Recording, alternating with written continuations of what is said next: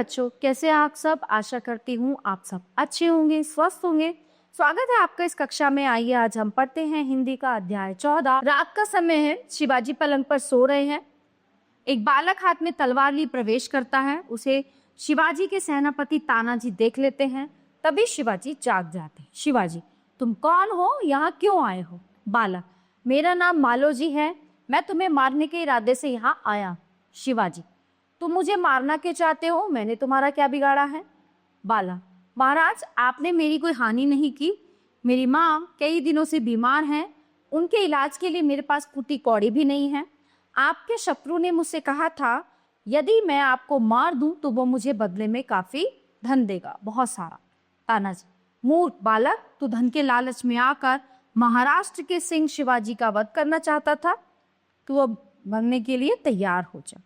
बालक, महाराज मुझे मृत्यु का डर नहीं है, मुझे मृत्यु का भय नहीं है, लेकिन मुझे थोड़ा सा समय दीजिए, मैं अपने दुखी माँ से मिल आऊं, तब आप मुझे जो चाहे दंड दीजिए। तानाजी, तू इस प्रकार की बातें बनाकर अपने प्राण बचाना चाहता है। मैं मराठा हूँ और मराठे कभी झूठ नहीं बोलते। आप मुझ पर विश्वास कीजिए, मैं भागूंगा नहीं। शिवाजी, तानाजी बालक को जाने दो, हमें इसकी बात पर विश्वास है। शिवाजी बालक से, जाओ बालक, हम तुम्हें अपनी माता से मिलने की अनुमति देते हैं। बालक अपने घर चला जाता है। पर्दा गिरता है।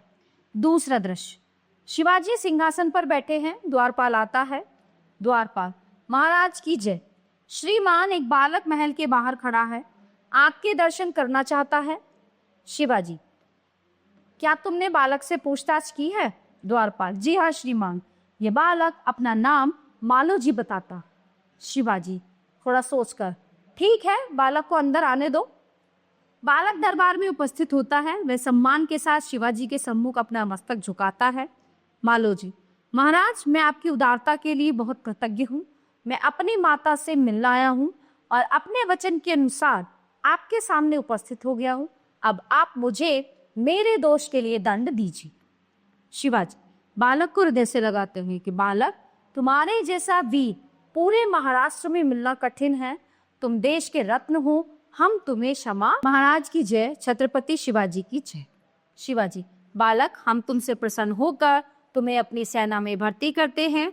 बालक को एक थैली देते हुए, ये तुम्हारा पुरस्कार है। हम तुम्हारी माता के उपचार के लिए राजवेद को भी भेजते हैं। तो इसी प्रकार पर्दा गिर जाता है। तो प्यारे बच्चों, ये पाठ यहीं पे समाप्त होता है। आशा करती हूँ ये पाठ आपको बहुत अच्छे से समझ आया होगा। मिलते हैं अगली कक्षा में। धन्यवाद।